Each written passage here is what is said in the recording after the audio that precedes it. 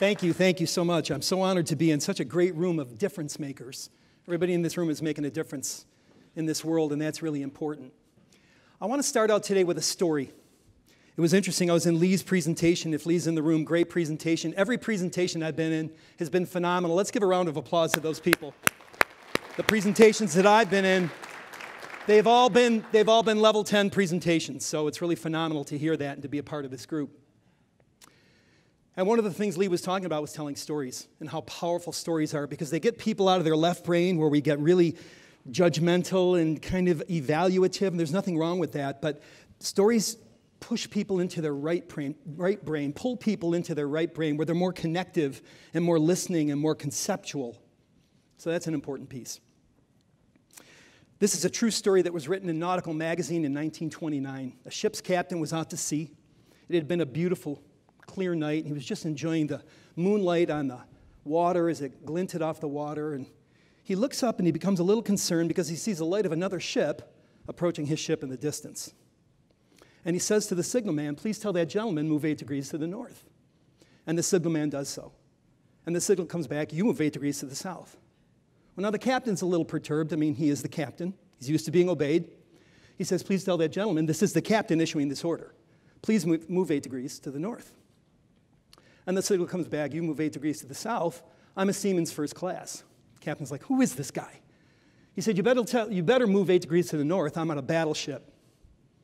And the signal comes back, "You move 8 degrees to the south. I'm on a lighthouse." Now I want you to think for a minute. What's the motto of the story? What's the moral? Know who you're talking to. And know that I have to tell you, in my own life, I'm often looking for things out there that I don't like what I'm seeing to move and shift when I'm in discontent in my own practice. But I always realize it's up to me to make the shift. I have to move. Like the ship's captain, typically I'm looking at something I think should be moving, and it's me that needs to make the move. And I love that growth mindset that all of you share, because you wouldn't be in this room if you didn't have that growth mindset. If you didn't have that understanding that Earth is a school, and we're here to learn. So I think that's phenomenal, and I want to applaud you. I also want to talk about a couple things that I'd like to ask of you, because I think it's really important to get some feedback from you. So what's the number one value that you came to this conference? I want to get 3 people to respond to me. What's the number one value you came to this BEI conference to leave with? Would someone raise their hand and share that with me? And maybe if we have a microphone, possible? If we can. And think about that. What's the number one value you came to this symposium, to this workshop, to leave with? What did you want to learn? Yes, ma'am. Hold on. Let's get the microphone. Jared, thank you so much.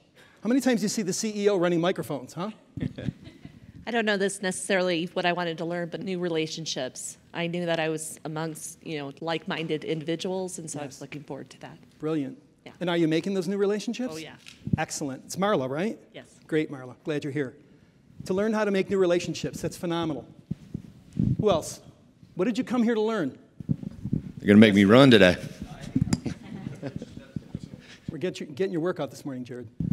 Kind of simple, but really just I'm my own worst critic, as most of us can be. Yes, sir. And to really say, you know what, I do measure up. I do matter, and I can make a difference. And I've got a tremendous family here that will support me in that and lift me up. Excellent. To do what God is calling me to do. Excellent. So you are on your sole purpose, and you're seeing it. You also realize how many people have that inner critic, inner saboteur in their head that makes life way harder. Because on this side, right, we have what I call the ego self, right? Fear, doubt, worry, scarcity, negative judgments, not enough time, not enough money, not enough good people. That conversation gets first crack at all incoming data. That's called the ego self. Lower self over on this side, we have the higher self, love, peace, faith, confidence, abundance. How do we listen to that voice? What's your name, sir? Scott. Hi, Scott. I'm Steve. So you want to really remember that you're a difference maker and really learn how to not let the inner critic put you down.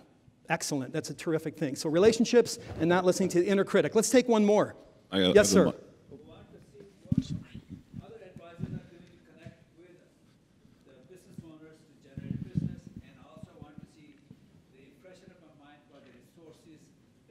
BEI What are other business owners doing to connect to new clients and also to glean the resources of BEI that maybe you don't know are out there for you to use? That's phenomenal. I love that. So what I'm doing here is I'm really connecting to you and using a new tool that we've been developing at Mission Driven Advisor. And I say new because it's really not new. And most of you in this room are doing this when you're really working at peak performance.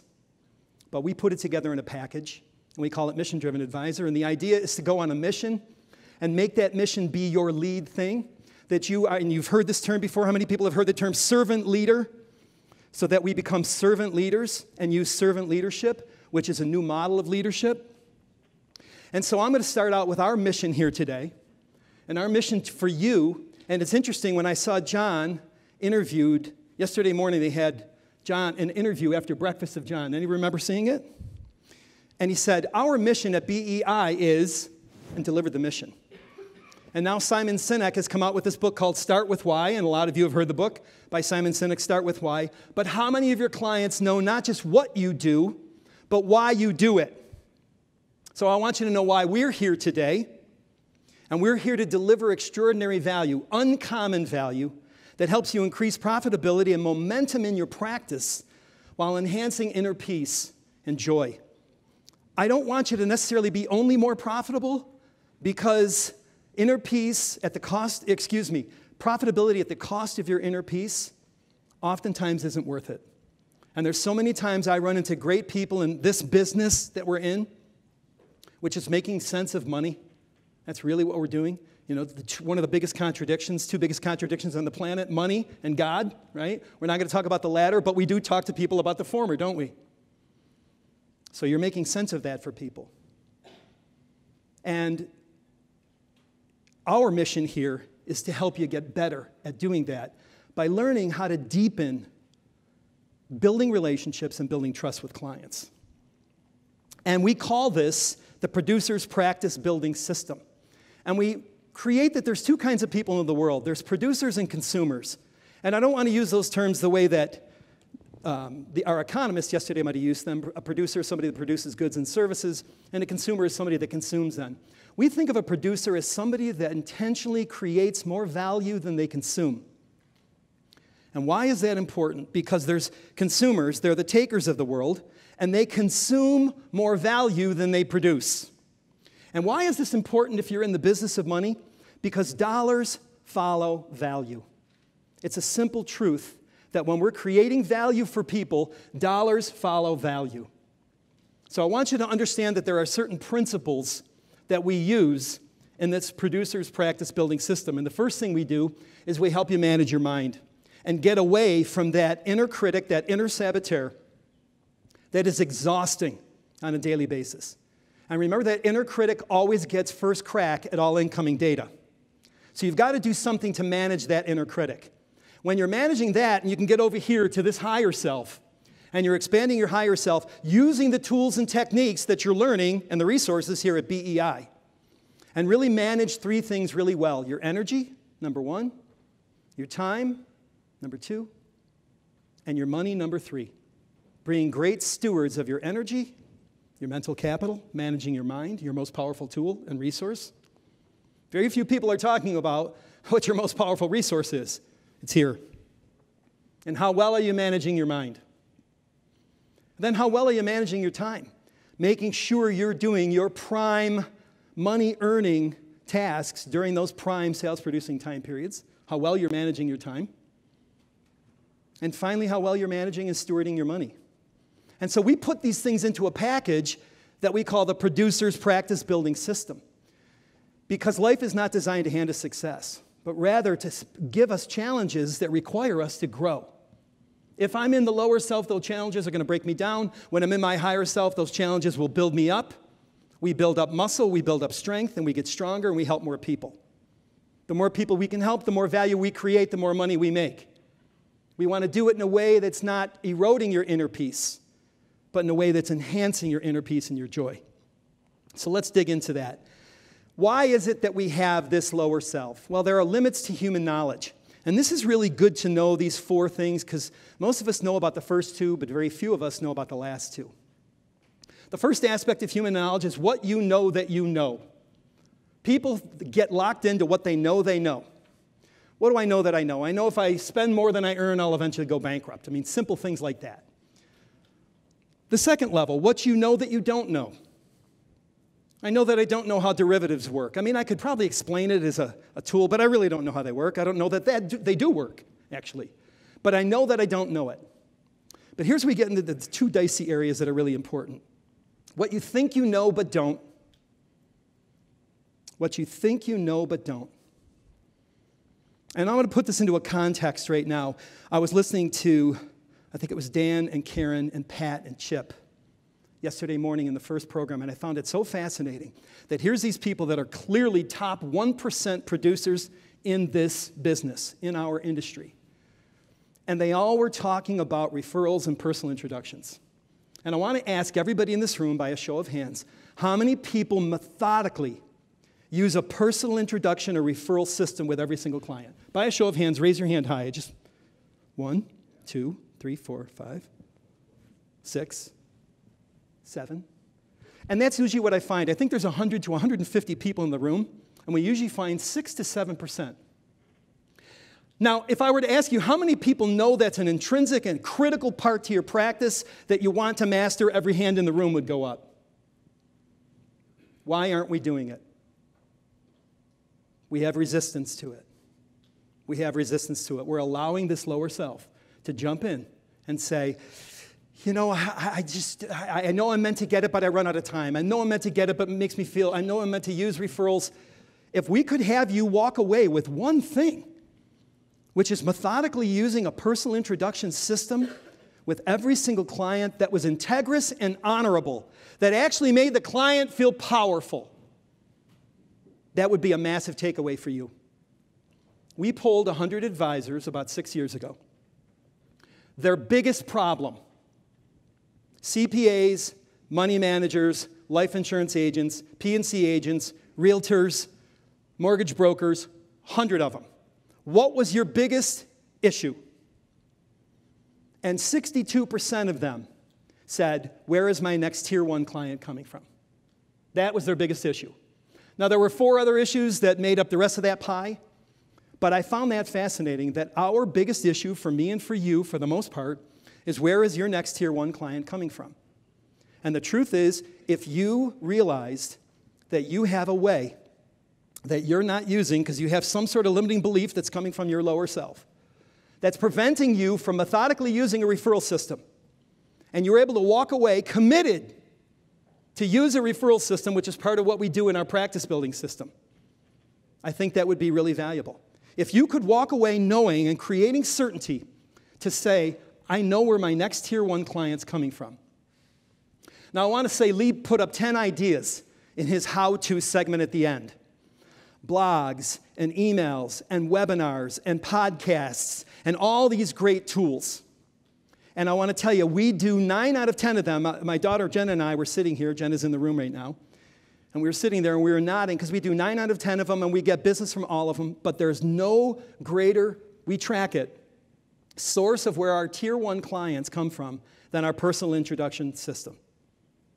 And I think that's really powerful. And the only other reason I wanted to bring that up, I don't have any slide about this because it just dawned on me, what could I do to create the most value for you? And as I'm listening to people speak, I'm realizing that it's a big issue. I mean, how many people had that as an issue? Where is my next tier 1 client coming from? How many people are concerned about that? By a show of hands, raise your hand if that's a concern for you. Hi. Don't just give me the half. Yeah, a lot of people are. So I want to tell you, the simplest and fastest way is that when someone writes you a check, they're saying, I trust you, here's a check. And if you were able, along the way, to have measured using what we call rating scales, a value rating. For instance, I say to my clients at the end of every call, there's probably 5 or 6 people that have worked with me in this room, and virtually at the end of every single call, I say, what was the value you received today on a scale of 1 to 100? 100 being max, 1 being little. And they might say 80, they might say 95. Usually we get in the mid to high 90s. Sometimes they're hundreds. I have a responsibility to do that. Now imagine if someone just wrote you a check, and at that point, when you're implementing a product in their life and a plan in their life, and they've written you a check, there's no greater point of trust. And if you said to them, I just want to slow down a minute. How valuable was the work that we did together? I want you to give me a value rating of the work that we did together on a scale of 1 to 100, 100 being max, 1 being little. And they said 95. And if you were able to pivot on the value, not on give me names so I can sell them something, but pivoting on the value that you created for them that came out of their own mouth. And you would say, who are the 2 business owners or couples just like you that you'd be willing to personally introduce me to? Because they deserve a 95 level wealth experience like we co-created here today. And tell me a little bit about them. Now imagine if you had walked in with a prompting list, whether you use LinkedIn or however you're doing it. But we suggest in our practice building system that you're looking on LinkedIn at some potential business owners. You can learn a lot using that tool so that you can actually go in and say, hey, tell me a little bit about Carl Lutz, or hey, tell me a little bit about Jared Johnson, or tell me a little bit about Karen Jesse. Would they be somebody I should talk to? Oh, absolutely. Gosh, I forgot about Karen. She's phenomenal. And if you did this methodically every time, you're not selling somebody. You're not doing something that makes them feel weaker. You're doing something that makes them feel more powerful. And I'm going to show you that, and we're going to unpack it as we go. So oftentimes I catch myself in this, I think I know something, but I have to stop and let go because oftentimes I think I knew but didn't. And your clients fall into this too. And the final thing is what you don't know that you don't know. And that's why we come into groups like this, to learn what we don't know. And what I would ask you to do when you go home from this conference, because you've gotten so many great ideas, is to pick 1 or 2 of the best that you're committed to at level 10 to implement. Level 10 means like all in.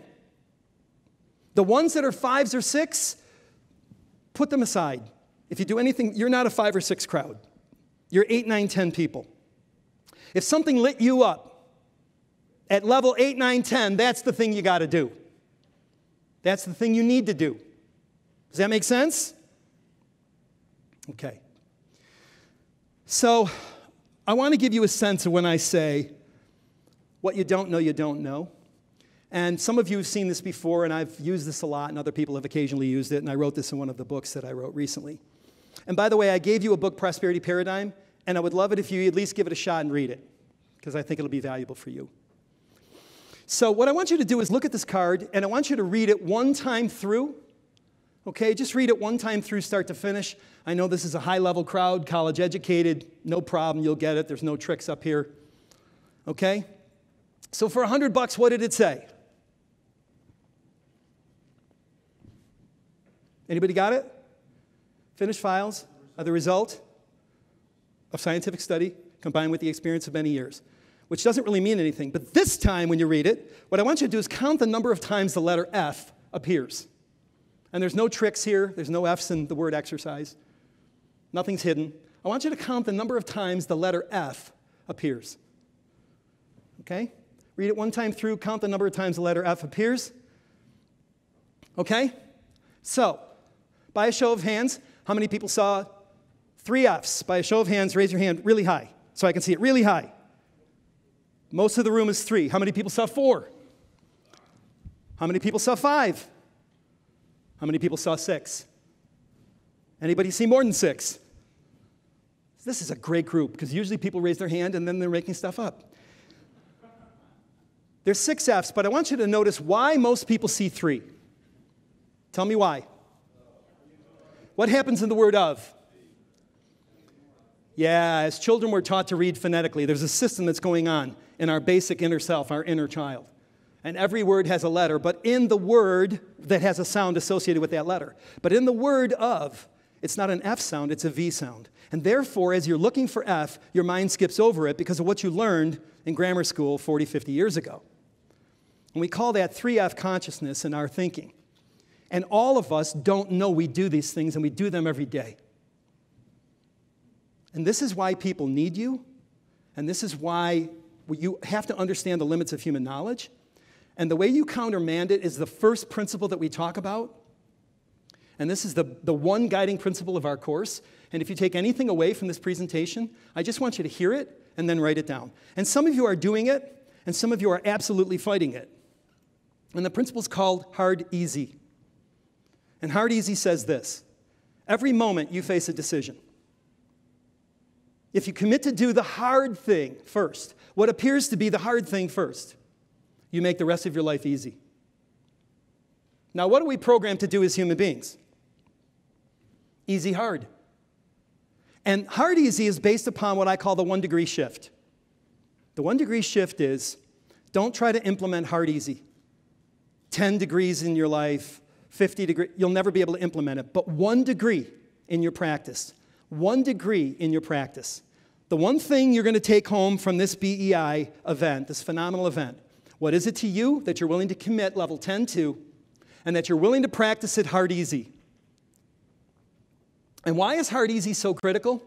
Because discipline is freedom. I just want you to hold on to that for a minute. I know many of you are very disciplined. I was sitting at breakfast yesterday with somebody I didn't know, and he just volunteered right out, I'm so undisciplined, it's ridiculous. Don't even try to talk to me about discipline. I don't want to hear it. And some of you are very, very disciplined in some areas of your life, but you actually believe in your inner self that discipline is punishment.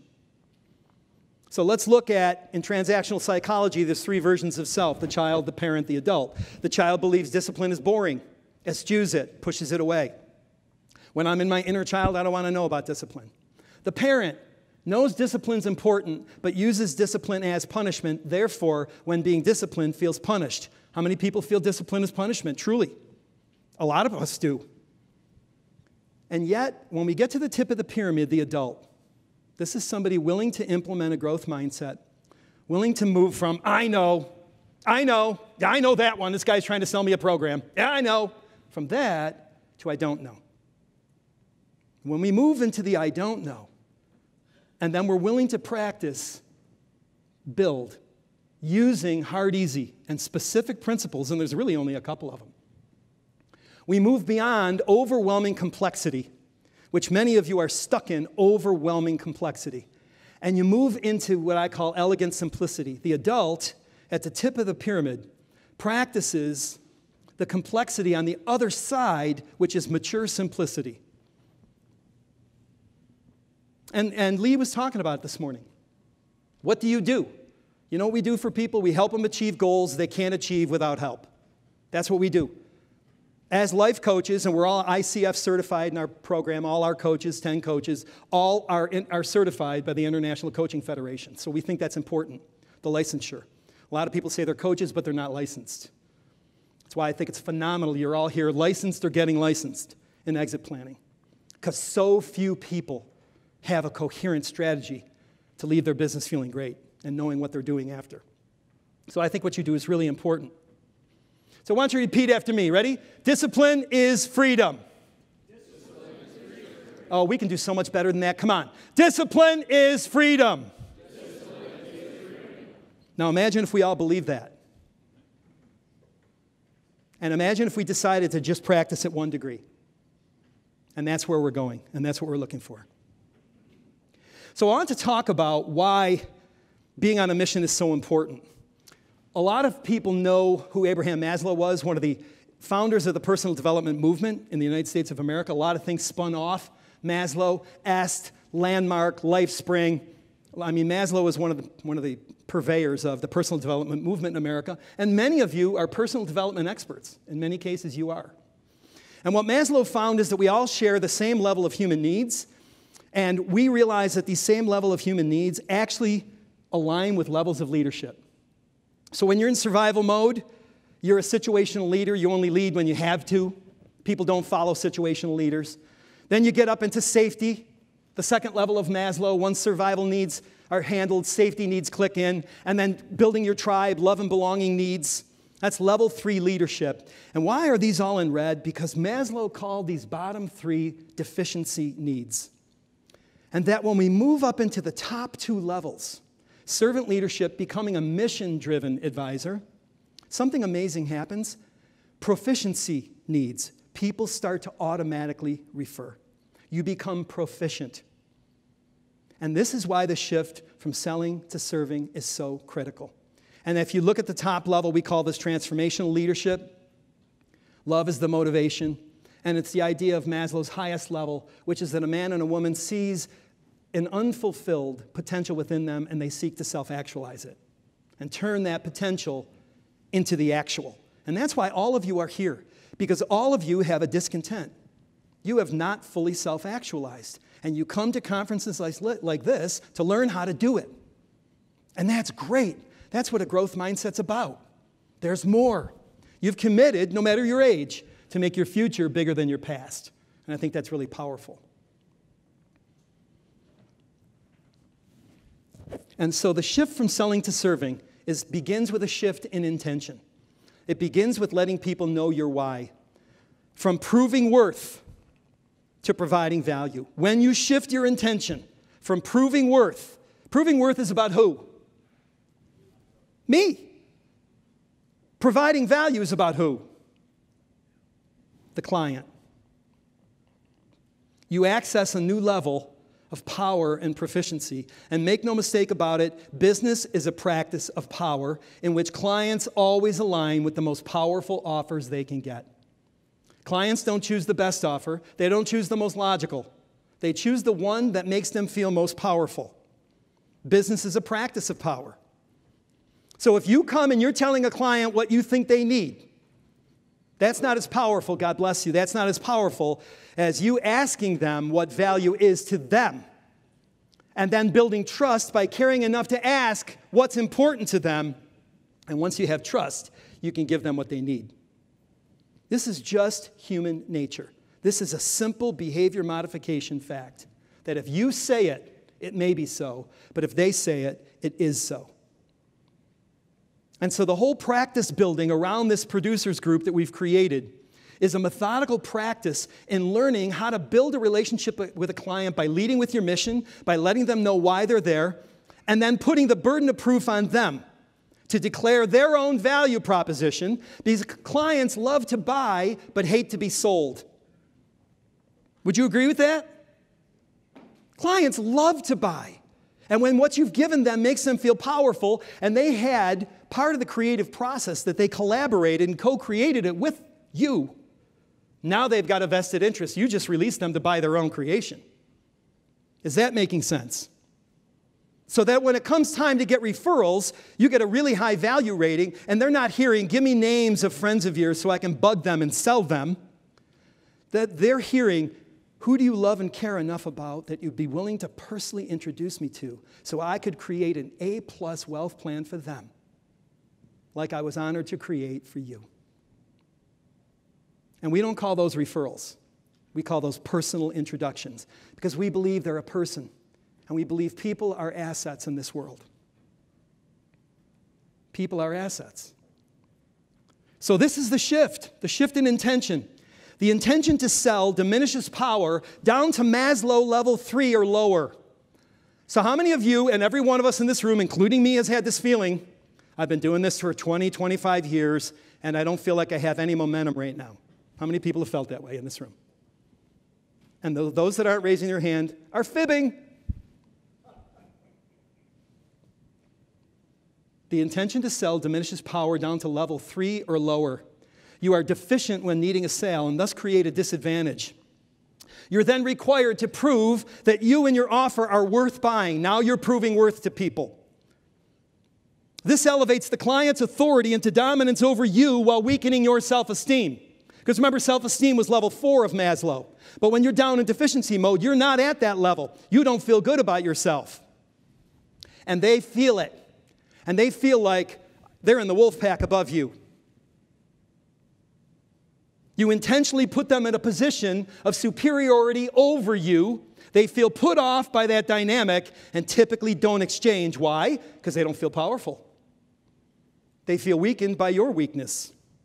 And I've had this happen over the last 33 years that I've been doing this hundreds of times. Hundreds of times. I know because I failed forward by doing this wrong. I would get out and speak too much and tell them how great me and my company were, and they're bored to tears. And I don't blame them. But when I lead with a why, and I ask great questions, clients will tell you everything you need to know to serve them. How many people do this and know this is true? Raise your hand, because I know many people in this room are doing it. And many of you aren't. And for those of you that aren't, please listen. The art of listening is a critical part of this new model of serving. And we call this new model of serving value-based enrollment. And here's what it's about. The intention to serve expands your power via the noble desire to create value. Your confidence expands and shifts from feeling weak to strong because you're there to help. Feeling greater confidence, you access level 4. Now, I want to say this again. If we went back and showed you those 5 levels of Maslow, when we get stuck, some people get stuck down on levels 1 and 2. But just via the intention to serve, lead with your mission, you jump to level 4. You can actually jump a level of leadership. Now, can you stay there? Not without expertise. I mean, you better be good at what you do. I don't want to say that expertise isn't important. It's critical. But this dynamic is an important precursor to create trust and earn the right. Chip said it 5 times here yesterday morning. You have to earn the right to get the referral. It's powerful. So that's how you earn the right. And what we discovered in our practice building program is that when people led with their why, clients think it's weird, by the way. If you say, look, I want to share with you, I want to let you know, Mr. and Mrs. Client, why I'm here. I want to share an investment philosophy that will help you make every dollar work harder, smarter, safer, faster, so you have more money now and enjoy your money more now, have more spendable income in retirement than your current plan will give you, and have a coherent exit strategy so that when you leave your business or your practice or your career, you feel fantastic. That's why I'm here. Folks, does that make sense? And clients go, well, that's different. They're actually taken aback, but they feel really good about it. And then you go into specific questions. And in value-based enrollment, there's really only 3 questions. And it's based on the principle, trust times value equals win 3. Trust times value equals win 3. Have you ever bought anything from anybody you did not trust? Ever? Have you? And if you did, how'd it work out? Trust is the most important thing. You heard it 100 times, and you know it. How do you build trust? Lead with your mission. Start with why. Ask them what value is to them. Ask them what is value. Here's the big shift in intention. Ready? Value doesn't live in you. Even though you are the expert and know 10 times more than they do in the specific area of expertise that you're serving in. Value lives in the mind of the client. And when you care enough to ask the right questions, they feel cared for and they begin to extend trust. And once you have trust with them, then you can give them what they need. Clients don't want what they need, they want what they want. Let me just say that again. This is human nature. And research will bear this out over and over, and if you read Prosperity Paradigm, all the research is in there. Clients don't want what they need. I mean, how many life insurance people in the room find somebody that is seriously uninsured, but they're not willing to get insured? How many people find that? They don't want what they want what they need. So if you stop and start where they want to start, hey, Mr. Client, what does value look like to you today? Why did you take this appointment? You're super busy, yet you kept this appointment with me. And I know Chip referred you to me, but that wasn't enough. What were you hoping to accomplish in this meeting? And we call that question trust builder. And when you ask clients a trust builder question, guess what happens? They begin to extend the olive branch of trust to you. And you are there to politely disturb them. You are. You are there to lovingly disturb your clients. And why is that? Because that's your job. They don't know the right questions to ask. But if you ask them a disturbing question and you don't have trust, they'll be turned off, right? Does this make sense?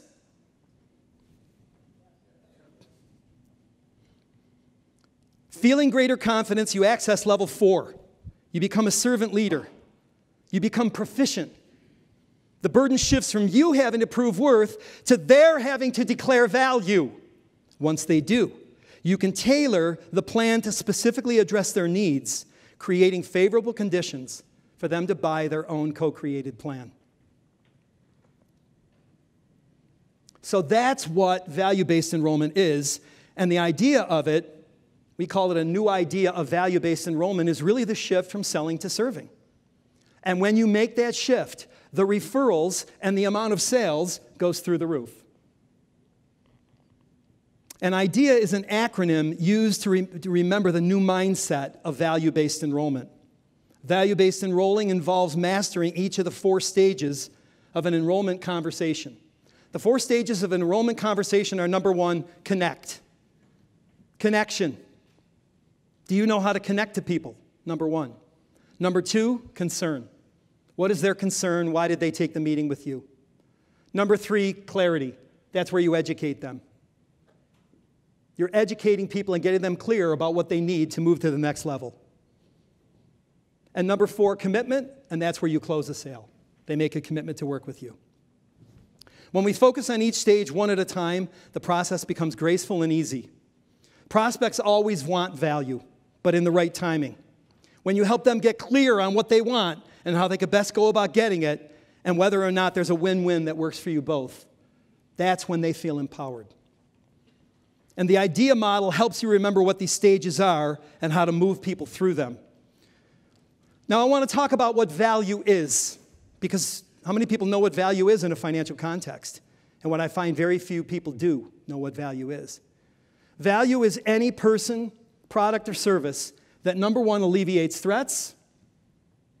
How many people have an exit strategy? How many business owners that you run into have a coherent exit strategy? I'd like to know. Like, out of 10 business owners, how many people have a coherent exit strategy? Joe, how many would you say? 2 or 3, 20%. So is it a threat that they don't have it? How many know what their business is worth? I don't think any of them do. You don't know what you don't know. But they think they know, but often don't. So any person, product, or service that alleviates threats, especially unknown threats. Number 2, any person, product, or service that fulfills obligations. What is the number 1 obligation financially? Cash flow. Cash flow. My friend Carl Lutz has this thing called cash flow mapping. It's a really simple online tool. Carl, are you in the room? Yeah. So Carl's got this thing called cash flow mapping that helps people. Because when cash is flowing in your life, isn't it great? But when cash is not flowing in your life, isn't it a concern and a threat? So what if you could help your clients cash flow? Would it be valuable? And finally, any product or service that capitalizes on opportunities, typically by transferring risk, not assuming more. Why is transferring risk important? You want them to have economic confidence. The more risk they have, the less confidence they have. The less risk they have, the more confidence they get. This is value in a financial context. I would write this down, what value is, because very few people really know. I mean, imagine 3 things were happening to your home. You're putting an addition on the home, the roof is leaking, and your house is under attack. What's the priority? What would you handle first? The attack, that's the threat. What would you handle second? The roof, because that's the obligation. What would you handle third? Finishing the addition, because that's the opportunity. That's why we talk about, as a principle, protection first strategies. And when you follow these principles and build your practice based on these principles, what you're going to find is you're going to get a steady stream of Tier 1 clients. There are people in this room that we have talked to already that will become clients only because we're creating value for them. When you create value, people want your value. And when you're introduced by somebody they know, love, and care about, you're riding surrogate trust to them. That's what we're doing right now. Some of you are just meeting me for the first time. Didn't speak to me ever. But because I'm standing on stage at BEI, there's some level of surrogate trust that I'm riding until I say something that's boring or that you don't like. That's why personal introductions are so critical. So the value-based enrollment stages are, number 1 stage, connection. It begins with an intention and not prospecting, but inviting people. And there's a big difference between inviting and prospecting. Do you like being a prospect? Do you like being telemarketed? Do you like being prospected? Honestly, do you? Does anybody in this room like being telemarketed and prospected? Nor do your clients. The intention is selling. Nobody digs it. But everybody wants value. Everybody wants value. So when you have an intention to create value and you're inviting people, there's a different dynamic that happens. Maybe the timing is wrong, but maybe months later it'll be right. I worked with a client that I invited 15 years in a row. He's been a client now for 3 years, and he's a phenomenal guy, and we have a fabulous relationship. 15 years in a row, God bless you. And the truth is, I wasn't good enough to give him what he needed in 2000 when I began inviting him. But by 2015, I was actually strong enough to give him what it was he needed. I had grown enough. That's where I know the universe is this amazing place, because I believe that we have a universal conspiracy to succeed, not fail. See, when you're a producer, the secret that I discovered, and we wrote about it in Prosperity Paradigm, and we did study after study after study. This is based on research. Is there is a secret to prosperity and abundance. Here's the secret. It's the core of every spiritual work you've ever seen or read. Give more than you take. Give more than you take. Givers gain. You heard Lee say it. Other people have said it here at the front of the room. Chip talked about having to earn it. Karen referred to it. When you give more than you take, you put yourself in a state of universal surplus. We live in a giant cosmic magnet, we all know this, where the universe gives you, it boomerangs back to you what you're putting out. So when you're working this system, you start attracting people via this law of sowing and reaping, or the law of vibration and attraction, or if you're into physics and science, it's called the law of sympathetic resonance. But what it says is that like attracts like, and it always does. It's how these lights operate, it's how this microphone operates, and it's how value-based enrollment operates, via the power of intention and inviting people. The second stage is finding out what their concerns are, what they care about. And that's what we call discovery and diagnosis. You're asking a series of questions that will discover what they want, what they have, and what their biggest problem is. And when you find that problem, point it out, ask them questions about it, and politely disturb them. And I mean that. Why do you think I'm saying politely disturb them? What's in their best interest? Isn't it? I mean, God forbid you're in the shower and you're washing and you find a lump under your armpit, right? It's disturbing. But out of self-love, you're going to get an appointment and go to the doctor, and typically maybe it's just too much caffeine. God forbid it's something more serious, but it's an act of love to know. And it's an act of fear and the lower self to not know. And most people are in fear. 80% of people that will tell you I don't need what you offer need exactly what you offer. You have to continually ask and invite. And eventually they'll say yes. These first two stages are coaching. Coaching is not giving advice. Coaching is discovering what they need and what they want. Then these last two stages, educating and empowerment, that is consulting. This is when you change your hat. You are giving advice. You are building a plan. You are building a strategy with some financial contracts and some specific moves and maybe even a fee in there. And then finally, this last stage is what most people would call closing the case. And what it really is, aligning with them and saying, here's what you had before you met me. Here's what you'll have after you implement our recommendations. Which makes you feel more powerful? Working with you. Boom, scale drops, they take action. That's value-based enrollment in a nutshell. That is the shift from selling to serving. And it begins with a shift in your own intention. How many people read Start With Why by Simon Sinek? But are you actually leading with your why with your clients? Are you? Does it make a difference? Yeah. Terrific. I know a lot of you would probably say, I know I should be, but I don't.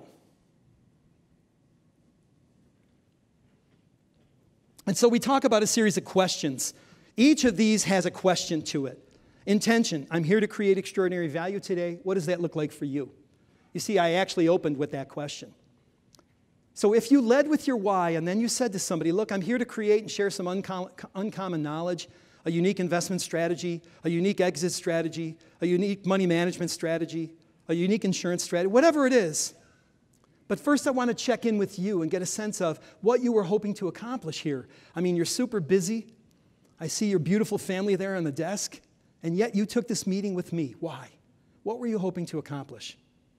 What's on your mind today? And listen. The second question, what are your concerns, obligations, and opportunities? What concerns you when you think about leaving your business? What are the obligations you have to fulfill when you do? How much money do you need to comfortably retire? What are the opportunities before you go that you want to capture that you feel you're not capturing? They're going to tell you everything you need right here. But what I find with advisors is we're not asking enough questions and we talk too much. We're so wanting to help that we tell them our thing, our elevator speech or our sales pitch. That's not what this is about. It's a short little why, you're there, and right into questions. And with some people, if they feel like the questions are too much, then find the hot button issue that they want to talk about, their biggest concern, and tell them, how concerning is this to you? How committed are you to resolve this on a scale of 1 to 10? 10 being totally committed, and 1 being I could care less. I want to know commitment level. Here's why. Commitment creates value. You want to waste your time working with somebody that does not care about their business and family as much as you do? You want to waste your time doing that? No, of course not. And you do run into those people. We all have. So you want to find someone that's really committed. These questions will flesh that out. Discovery. What threats and issues are creating enough discontent for us to be meeting today? What's your biggest concern? What's your biggest opportunity? What glaring issue should we resolve first for you to really get what you want? I'm just going to kind of sprint through these. What course of action do you now believe will best resolve this issue? And I've got a list of 20 of these questions that we give advisors, and typically they take about 3 of them. And I'm going to show them all to you here today. We're going to go over some of them in the solutions circle at 1 o'clock in the other room. We invite you all there. Also, if you want to come to one of our symposiums as a gift to you, the symposium is $12.95. It's in Florida in January, a nice time to be in January, over 2.5 days. And we teach this value-based enrollment. But we're going to do a $500 off coupon for anybody in this room that wants to come. So I just wanted you to know that. It's $500 off if you want it. And if you want that, Jenna's standing in the back. Jenna, raise your hand. That beautiful lady in the back, and she will help you with that. Number 6, empowerment. How much more powerful would implementing this solution make you feel? I mean, what happens if you're showing somebody something you think is phenomenal and they say, meep? Not at all. What do you do then? You turn and you say, what would make you feel more powerful? What solution do you want to focus on? And I'll tell you why these feedback monitors are so critical. Negative feedback is good. My lower self doesn't want to hear it. My higher self needs to know it. Negative feedback is good. Why is negative feedback good? It's honest. You learn. Yeah, do you want to fly blindly into the mountain? Or would you want to know the mountain's out there and you're flying into it? Right? Positive feedback is great. Love positive feedback. And no feedback is deadly. So let's just go through this together. Ready? Together. Negative feedback is good. Ready? Negative feedback is good. Positive feedback is no feedback is. Why is no feedback deadly?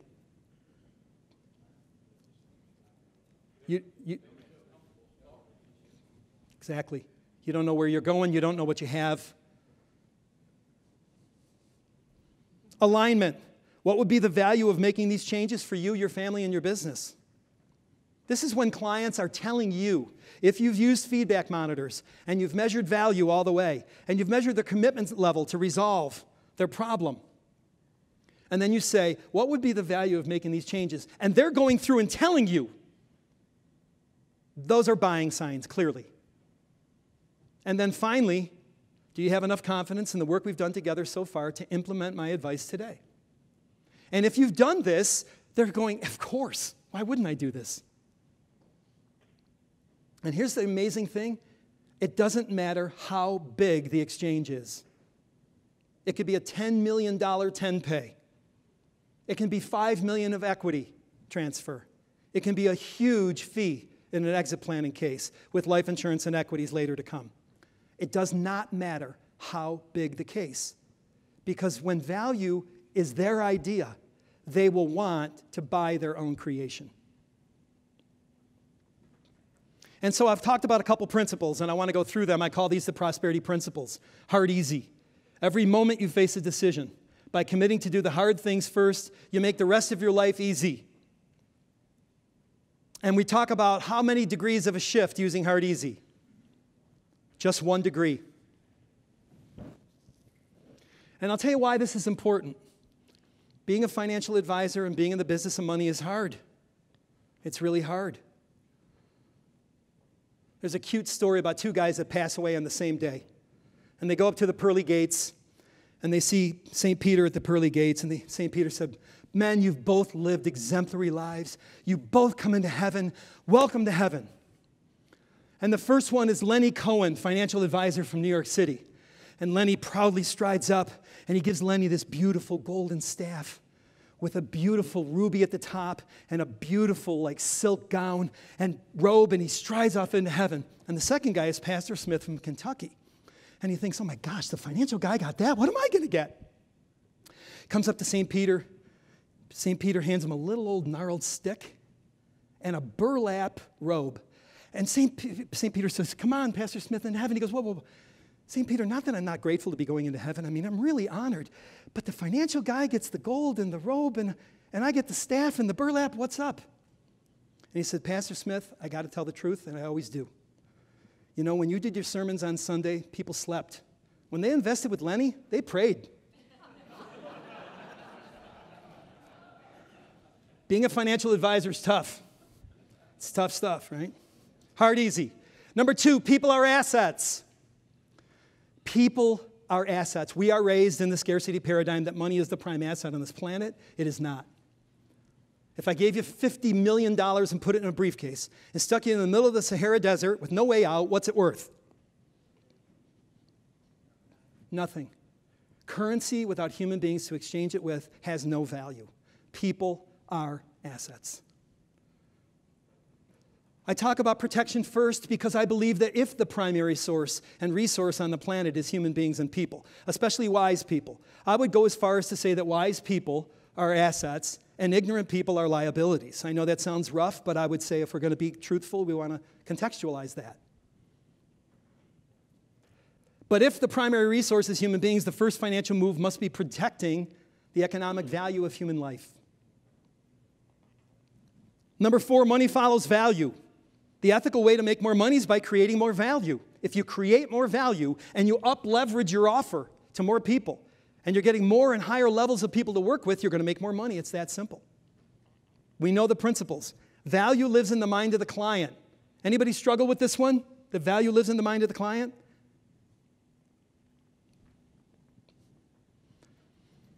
And number 6, that trust times value equals win 3. And I didn't really define this. What are the 3 wins? Number 1, the client wins first. We put our clients before our self-interest. We do. Now, it doesn't mean my self-interest isn't tied to it. It is. I know if they win first, I win second. Society wins third. Because whenever you're doing what the great Stephen Covey said, win-win or no deal, that is called humanity plus exchanges. That's called conscious capitalism. Now, there is crony capitalism. What is crony capitalism? Crony capitalism is humanity minus exchanges. You know, some of the stuff the NFL's done with concussions. That's humanity minus exchanges. It is. No other way to say it. Monsanto and Roundup. They knew 40 years ago it caused cancer. That's humanity minus exchanges. When we're doing this, when we're taking a principled approach to wealth creation, those are humanity plus exchanges. You want to be a difference maker in your industry. You want to have a purple cow, impeccable integrity. That's the number one marketing move that will get you more personal introductions to higher level people. Impeccable integrity. I'm going to tell you another cute story. Why integrity in our industry is so important. Guy passes away. He was a financial planner, lived a good long life. Goes to the pearly gates, sees St. Peter again. St. Peter says, you know, you're a very unique case. Because you lived your life kind of a little bit crazy, but pretty much a good guy, I'm going to let you look at heaven and hell, and you decide where you want to go. And he goes, wow, sounds interesting. So he goes, okay, where do you want to go first? He said, let's go to hell. He goes, perfect, let's go. Down, down, down, down, down, down, down. Starts to get redder, starts to get hotter. Boom, bursts into barroom doors. People are dancing, beautiful looking people. They're drinking. Satan's behind the bar serving drinks. He's out there having a good time. He's like, man, I never thought it'd be like this. He goes, don't make your decision yet. St. Peter takes him up, starts to get blue, starts to get light. Boom, goes through these beautiful pearly gates. People are listening to Mozart, rocking chairs, reading Shakespeare. Very nice. And he goes, so, you've seen heaven, you've seen hell. Mr. Former Financial Planner, what's your decision? He goes, you know, I never thought I'd say this, but I was kind of a party guy in my life. I think I want to go to hell. Terrific. Down, down, down, down, down, gets redder and hotter, bursts through the barroom doors. There's a brick wall, two huge muscular guards, throws him against the wall, sticks him in leg irons and handcuffs, and pulls out a whip. And as he's walking away, he goes, hey, it wasn't like this before. And he goes, well, before you were a prospect, now you're a client. That's why our industry is a tough industry, I tell you. You must first forge trust with people for any level of value to really be received. The value is best received as a win-win-win in which the client wins first, you win second, and all other stakeholders third, the company, the manufacturer, society. When you keep sharing humanity plus exchanges, that is a differentiator. That's a difference maker. There's a guy out there that wrote a book called The Pirates of Manhattan. Anyone ever hear of The Pirates of Manhattan, the book? Did you ever read it? Yep. It's a fascinating book. One of the most interesting things is the 30-page, maybe not 30, many pages, landscape, written long style, of all the Wall Street investment firms and the fines levied between 2000 and 2010. And it's shocking who's there. It's like a who's who of the street. See, people were prospects, but now they're clients, right?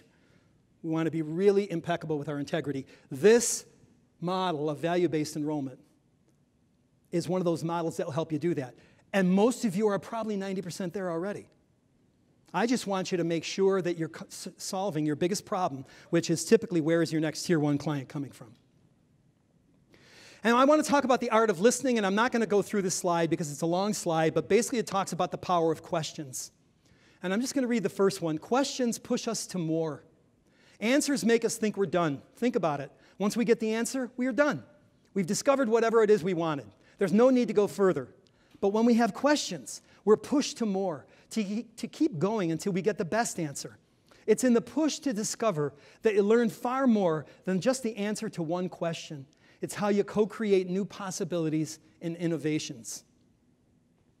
One of the greatest things financial advisors can do to manage their mind is a tool that was written about, and you've heard it tons of times, and you've all heard it, and very few of you do it.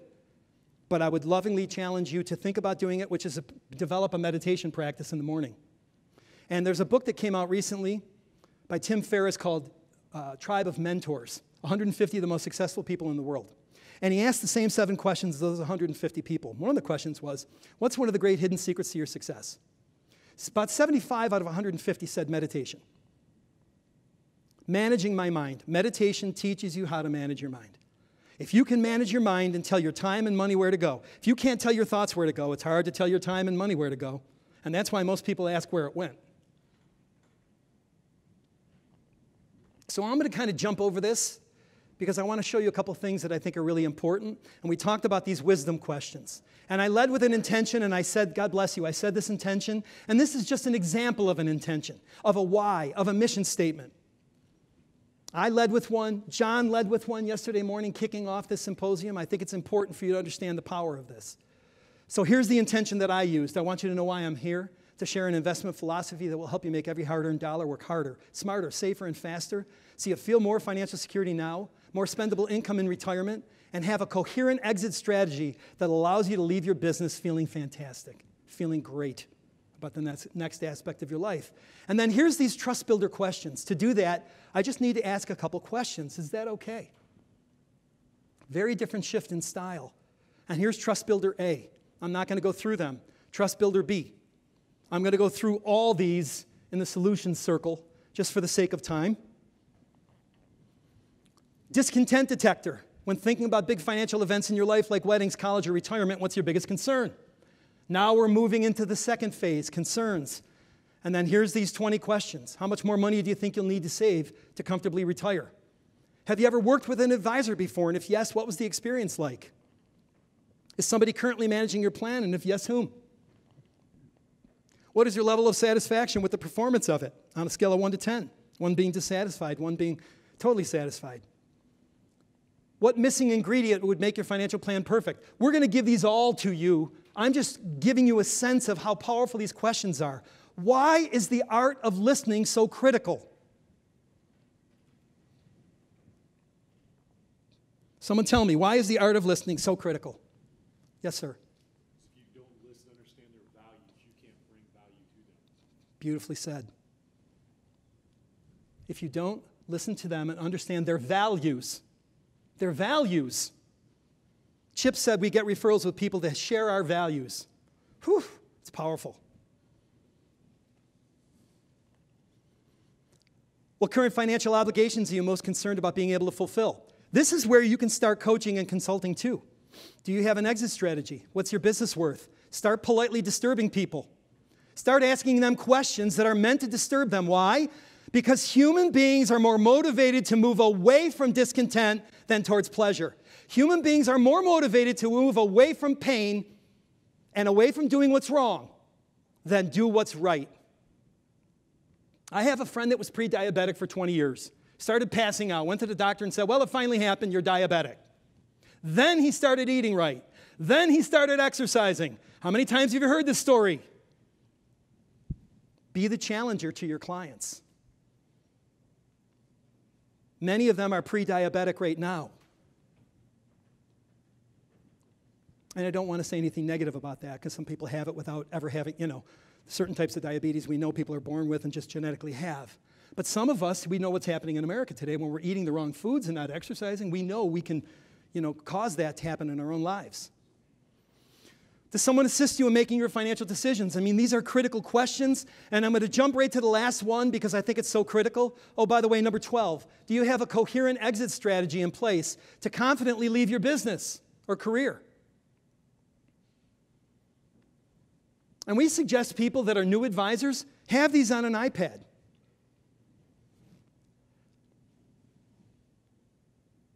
And finally, the last question, what would I have to do to be referable in your eyes? What a cool seed to plant with people. What would I have to do to be referable in your eyes? Can you imagine if you asked that at the end of every so-called open talk to a client? And clients don't hear, give me names. You're not asking them for names, are you? What are you doing? You're saying, hey, folks, set the bar for me. Tell me what I would have to do over the course of the next couple months that we work together to earn the right to have you confidently refer us to some people you love and care about. What would we have to do to be referable in your eyes? Can you imagine if you planted that seed in every meeting? So I just want to pause here. I'm going to move here and talk about not just the prosperity principles and production, but actually tie into some of the things that Lee said this morning on how to build more leverage into your practice, because I think that's really important too. And it was talked about yesterday morning by the 4 producers that were up here, Chip and Dan and Karen and Pat. Is Pat in the room? No? To increase production, you want to increase leverage. You want to build a producers group, a network of people who constantly help you multiply and magnify your message to more people. A producers group is a network of strategic alliances and centers of influence that compound the power of interconnectivity. The distinction between strategic alliances and centers of influence lies, those words are usually used as synonyms, but they're not. The difference lies in the expectations and intentions around the exchange of value. With strategic alliances, the value expectations are financial, increased business and profit. They refer to make more money and get referrals. With centers of influence, the intention is based on one thing. They refer you so they get to feel more powerful. They get to feel important. When you become known for what you know, when you become an expert in your community, people will want to refer other people to you because it makes them feel powerful to refer people they love and care about to you. And this is the leverage multiplier model that we use. At the tip of the pyramid, you begin prospecting and referral gathering. That's how everybody starts in this business. But then you begin to build strategic alliances. Then you build centers of influence. Then you may be doing some seminars and deliverables. Then you may do joint work. And then you may build a digital presence using not labor doctrine, which is face-to-face, but computer doctrine. This is the model right here that Lee was talking about, Lee Fredrickson, this morning. And this is the leverage multiplier model. And let's just take the strategic alliances and see what a strategic alliance network might look like. You might have CPAs. You might have an estate attorney. You might have a property and casualty agent. You may have an insurance agent or mortgage broker. You may have a realtor or money manager. And these people are all meeting, and you heard Karen talk about this. She is an all-female producers group. They have a commitment to each other to bring leads to each other, and they do on a monthly basis, and they track it. That's a powerful strategic alliance. How many people have this in this room? So probably like 10 hands went up out of 100. How do you create it? Start planting the referral seeds. Start operating using these questions of value-based enrollment.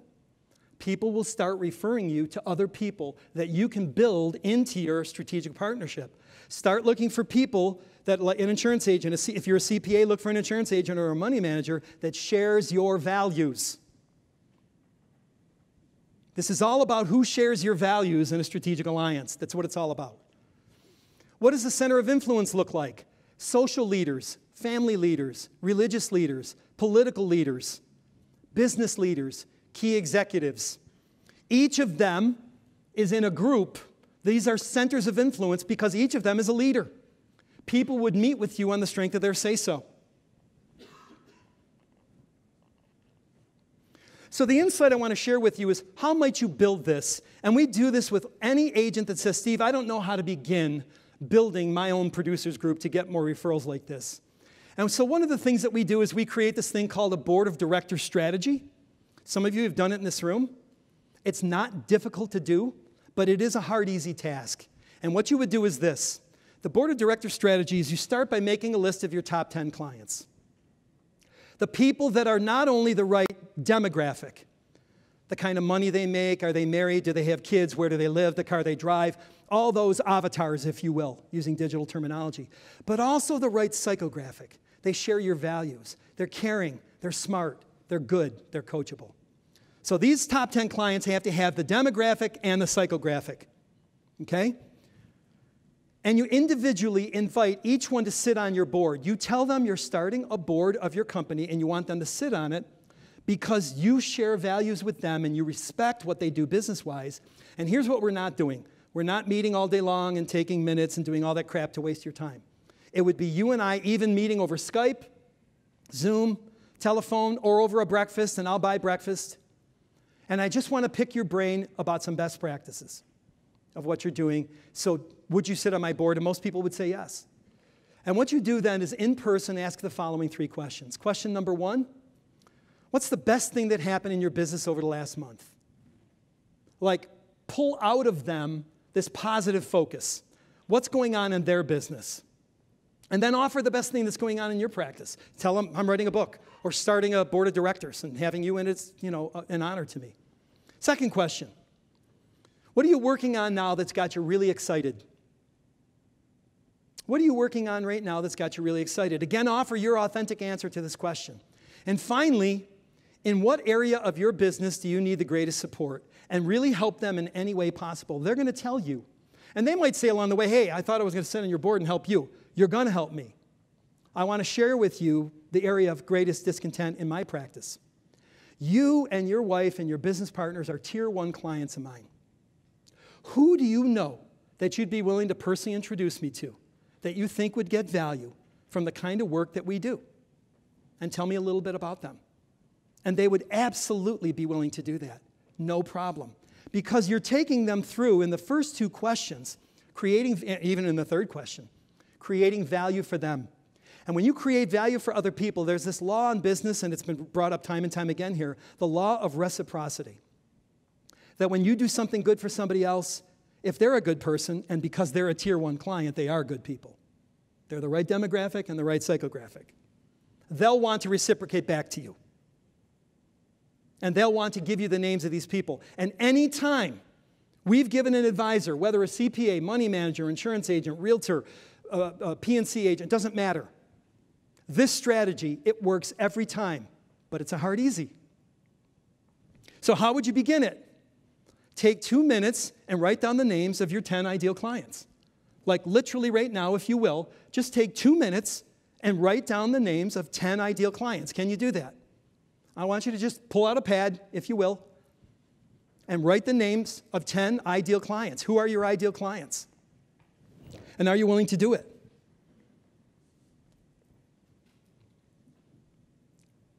Please take a minute or 2 and write down the names of your 10 ideal clients.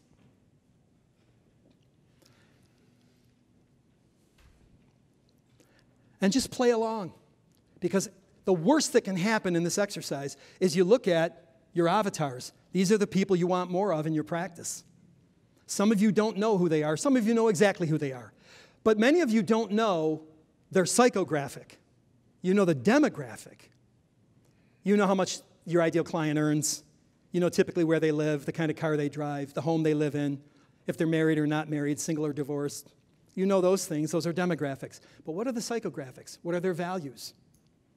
How do they think? What kind of people are they? Are they smart? Are they caring? Are they good? Are they coachable? So take a couple minutes and just write down the names of 10 ideal clients. If you can't hit 10, that's fine, 5 to 7. But if you could get 10, that'd be powerful, if you could. Some of you know your exact client profile, some of you don't.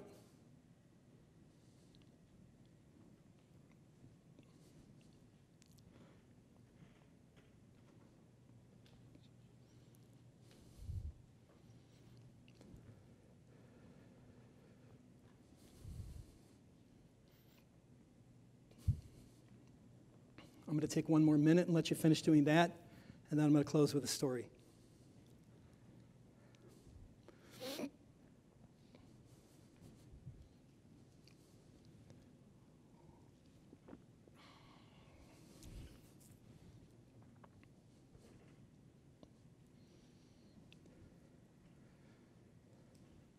And I'm going to ask you to indulge me with the story because I'm going to curse at the end of the story.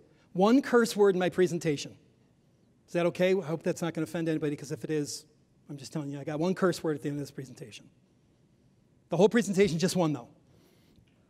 I'm a former minister at a church, so, cursing on stage is not something I'm used to, but it's worth it in this story, I believe. This young girl, 14-year-old girl, is on an airplane, and she's traveling by herself, and stewardess puts her on the airplane. She sits down the aisle, and a guy sits right next to her, and they're on a long flight, and he turns to her and he says, to make the time go by, why don't we talk? Strike up a conversation. She said, I'd love to do that. What do you want to talk about? And he said, well, why don't we talk about how there's no God, there's no heaven or hell, and there's no life after death? And she goes, oh, really? Well, that would be interesting, but I've got something even more interesting to talk about. He goes, really? What's that? And she says, why is it that cows, horses, and deer all eat grass? And when the cow poops, it comes out as patties. When the horse poops, it comes out in clumps. And when the deer poops, it comes out in pellets. And he stops and he goes, I have no idea. He's kind of stunned by her wisdom, what an interesting thing she said. I have no idea. She goes, then do you really think you're qualified to talk about the existence of God, life after death, or heaven or hell, when clearly you don't know shit? I want your takeaways to be this. Hard, easy. That discipline is freedom, discipline is not punishment. That if you can practice discipline is freedom and really live hard, easy in your business, and take from this symposium 1 or 2 level 10 ideas and implement that in your practice every week, that it's going to be worth your time. Because the danger is you leave here with so many ideas, you implement none. And I don't want that to happen for you. The second thing is to remember that people are assets. Always remember that. And that when you're able and willing to remember that value to them always will result in dollars back to you, your practice will certainly change for the better. Thank you so much for having me here. God bless you. Be well. Thank you.